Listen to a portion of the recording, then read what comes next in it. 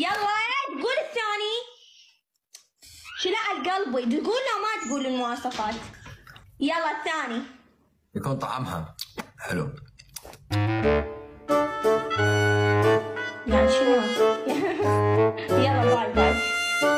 والله العظيم انك ما تستحي، والمفروض اخذون محتوى هابط اللي بالكويت، والله العظيم تاخذون محتوى هابط. وين هذاك الحكومه اللي يجي كنت يدخل عندك الاف، ما يشوف سوالفك السخيفه المنحرفه يا منحط يا واطي يا ادبسز يا ما تستحي يا ما عندك مخافه الله، ولك انت ما تخاف من الله، انت من تموت شو تقول لرب العالمين، ولك حرام حرام. والله ما قلت شيء، والله الله لا يوفقك ان شاء الله على هاي السالفه اللي تسويها، صغار وكبار باللايف يتابعونه.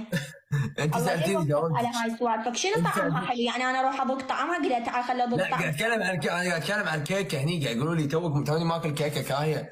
ها قاعد تقول لي انت شنو تحب اكثر شيء تحبه بالكيك؟ البراوني ولا شنو؟ قلت لهم تكون طعمها حلو. هذه الكيكه شنو قلت انا على شنو؟